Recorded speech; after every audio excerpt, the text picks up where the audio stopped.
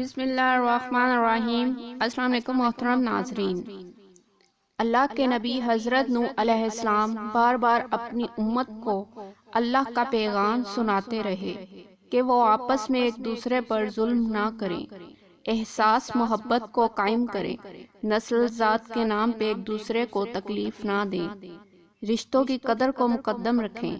تو حضرت نوح علیہ السلام کی قوم بار بار آپ کا مذاق اڑانے لگتی، اتنے پتھر مارتی کہ آپ کئی دنوں تک پتھروں میں ڈھکے رہتے، پھر صحت یاب ہوتے، پھر اللہ کے دین کی تبلیغ کرتے، یہاں تک کہ 950 سال گزر گئے۔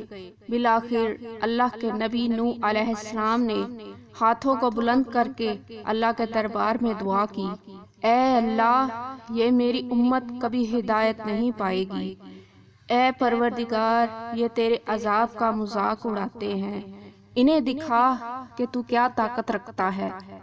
تو بس اللہ کا حکم حضرت نوح علیہ السلام کے لیے آیا کہ اے نوح، ایک کشتی تیار کر، اس میں پورے جہاں کے چرند پرند کو اور ان انسانوں کو شامل کر جو تم پر ایمان لے آئے۔ تو یوں اللہ کے نبی حضرت نوح علیہ السلام نے درخت اگائے اور کشتی بنانے میں لگ گئے۔ پوری قوم ہنستی رہی اور نوح علیہ السلام اللہ کے حکم کو تسلیم کر کے اپنے کام میں مصروف رہے۔ تقریباً 100 سال کے بعد وہ کشتی تیار ہو گئی اور نوح علیہ السلام تمام چرند پرند کے جوڑوں کو اس کشتی میں سوار کر ہی رہے تھے کہ اتنے میں سانپ اور بچھو آپ کی خدمت میں حاضر ہوئے اور کہنے لگے، اے اللہ کے نبی، اس نجات کی کشتی میں ہمیں بھی سوار کر لو۔ اللہ کے نبی نوح علیہ السلام نے فرمایا، تم تو انسانوں کو تکلیف دیتے ہو، ان کو کاٹتے ہو۔ تو یوں سانپ اور بچھو رو کے اللہ کے نبی سے عرض کرنے لگے، اے اللہ کے نبی، آپ ہماری نسل کو بچائیں، ہم آپ سے وعدہ کرتے ہیں کہ جو بھی انسان سلام علی نوح فی العالمین پڑھے گا، ہمیں قسم ہے اپنے وجود کی، اپنے خالق کی، ہم کبھی بھی ان کو تکلیف نہیں دیں گے۔ اس وعدے کے بعد اللہ کے نبی نوح علیہ السلام نے سانپ اور بچھو کے جوڑوں کو بھی کشتی میں سوار کر دیا۔